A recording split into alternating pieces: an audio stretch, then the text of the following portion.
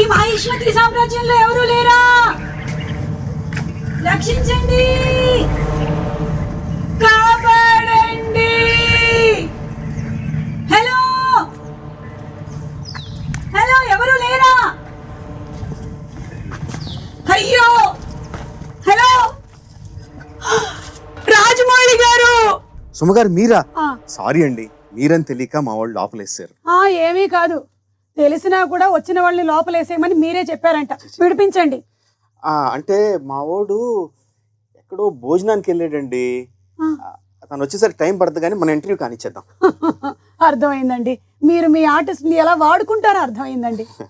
విడిపించరా?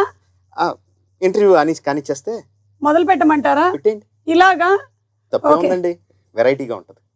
మీ ప్రతి cinema first half ఒక range లోను, second half ఇంకో రేంజ్ లోను ఉంటుంది. మరి బాహుబలి ఫస్ట్ చూసేసాం, సెకండ్ ఏ రేంజ్ లో ఉండబోతుంది? ఫస్ట్ పార్ట్ ఒక ఎలాగండి, స్టార్టర్స్ లాగా అనుకోండి. స్టార్టర్స్ అయితే సెకండ్ పార్ట్ మీల్స్ లాగా.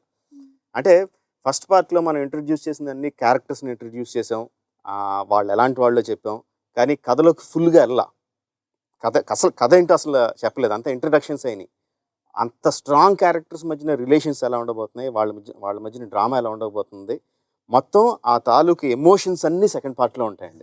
నాకు కూడా ఎమోషన్స్ చాలా హైగా ఉన్నాయి. ఇలా నేను ఇంటర్వ్యూ చేయలేనండి, విడిపించండి. అంతే అంటారా? ప్లీజ్. మరి అంటే మరి మన ఆడియో రిలీజ్ డేట్కి మీ డేట్ కన్ఫర్మే కదా? కన్ఫర్మే. అదే అంటే నా ఉద్దేశం రెమ్యూనరేషన్లు అయ్యి లేకుండా. అబ్బా, ఇప్పుడు నా కొడుకు వచ్చి నన్ను విడిపించేంత వరకు నేను ఇక్కడ ఉండలేను. రెమ్యూనరేషన్ అక్కర్లేదు, విడిపించండి. కన్ఫర్మ్ కదా? కన్ఫర్మ్. స్వామి రారా. ఇక్కడే ఉన్నాడా? ఇప్పే. ఇప్పే.